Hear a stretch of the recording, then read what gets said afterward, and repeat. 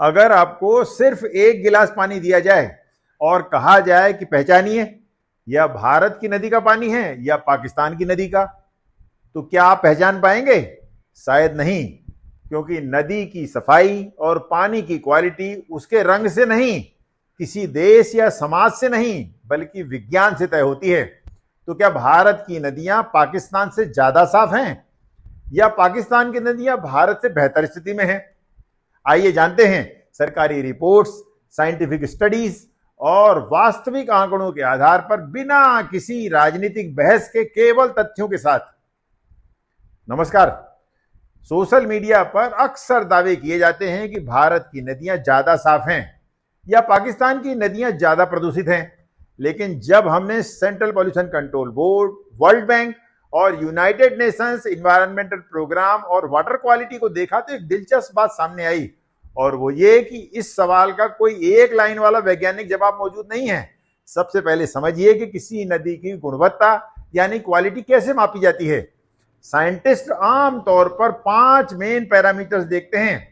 पहला है biochemical oxygen demand यानी बीओडी, पानी में ऑर्गेनिक प्रदूषण कितना है। डिसॉल्व ऑक्सीजन यानी डीओ, पानी में घुलित ऑक्सीजन कितनी है।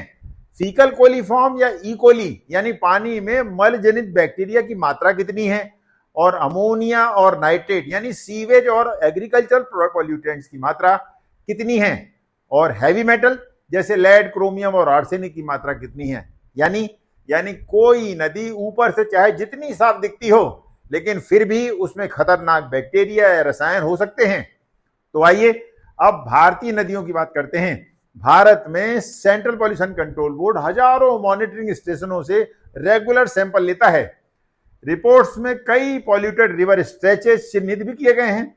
उदाहरण के लिए दिल्ली की यमुना, उत्तर प्रदेश की हिंडन, हैदराबाद की मूसी और पंजाब का बुद्धा नाला। 3 से कम बीओडी के आधार पर 2023 को भारत की संसद में प्रस्तुत सेंट्रल पॉल्यूशन कंट्रोल बोर्ड की रिपोर्ट के अनुसार तमिलनाडु की कुवम और गुजरात की साबरमती देश की सबसे ज्यादा प्रदूषित नदियां हैं। इन क्षेत्रों में अनट्रीटेड सीवेज और इंडस्ट्रियल वेस्ट या एफ्लुएंट सबसे बड़ी समस्या है। लेकिन पूरी तस्वीर केवल इतनी भर नहीं है।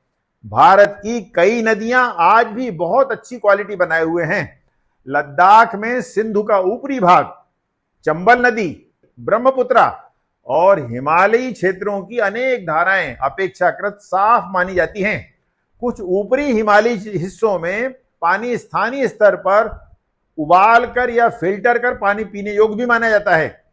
तो आइए अब पाकिस्तान की ओर चलते हैं। पाकिस्तान का water management mainly Sindhu river system पर आधारित है। इंडिया के समान ही वहां भी सबसे बड़ी चुनौती बिना उपचार का सीवेज और औद्योगिक प्रदूषण है, जो सीधे नदियों में मिलता है। लाहौर से गुजरने वाली रावी नदी को लंबे समय से गंभीर प्रदूषण के एग्जाम्पल के रूप में रेफर किया जाता है। लेकिन पाकिस्तान में भी कुछ नदी क्षेत्रों की क्वालिटी अपेक्षाकृत बेहतर पाई गई है, विशेषकर ऊंचे पर्वतीय इलाकों में। उदाहरण के तौर पर गिलगित नदी, हुंजा रिवर और अस्तोर नदी के ऊपरी हिस्से, इन क्षेत्रों में आबादी और उद्योग कम होने के कारण पानी अपेक्षाकृत स्वच्छ रहता है। हालांकि किसी नदी के पानी को सीधे बिना ट्रीटमेंट के पीने योग्य कहना हर स्थान और मौसम के लिए वैज्ञानिक रूप से सही नहीं होगा। अब सबसे इंपॉर्टेंट सवाल ये कि किस देश की नदी ज्यादा साफ है। सच तो यह है कि ऐसी कोई आधिकारिक अंतर्राष्ट्रीय रैंकिंग उपलब्ध नहीं है जो यह घोषित करे कि भारत की सभी या फला फला नदियां पाकिस्तान की नदियों से ज्यादा साफ हैं, या इसके उलट भी कोई रिपोर्ट नहीं है। कारण बिल्कुल स्पष्ट है। हर नदी की geographical position, population load, industry और एग्रीकल्चर और वाटर फ्लो अलग अलग होता है। एक इंटरेस्टिंग फैक्ट यह भी है कि भारत में रिवर मॉनिटरिंग नेटवर्क पाकिस्तान की अपेक्षाकृत बड़ा है, इसलिए यहां अधिक पब्लिक डेटा उपलब्ध है। लेकिन ध्यान दीजिए, अधिक डेटा होने का मतलब हमेशा अधिक पॉल्यूशन नहीं होता। कई बार इसका मतलब अधिक मॉनिटरिंग और अधिक पारदर्शिता भी होता है। तो कंक्लूजन या सॉल्यूशन क्या है? दोनों देशों के लिए 5 स्टेप सबसे इंपॉर्टेंट माने जाते हैं। एक, 100% सीवेज ट्रीटमेंट, यानी बिना ट्रीटमेंट किया पानी नदी में न डाला जाए। दूसरा, औद्योगिक वेस्ट की रियल टाइम मॉनिटरिंग हो। तीसरा, नदी के किनारे पर ग्रीन बेल्ट या बफर जोन बनाया जाए और वेटलैंड संरक्षण हो। चौथा, एग्रीकल्चर में केमिकल का बैलेंस्ड उपयोग हो और ऑर्गेनिक विकल्पों को बढ़ावा दिया जाए। और पांचवा, पब्लिक पार्टिसिपेशन यानी अवेयरनेस, यानी प्लास्टिक, पूजा सामग्री और कचरा सीधे नदी में न डाला जाए। याद रखिए, किसी नदी का प्रदूषण देश की बाउंड्री नहीं देखता।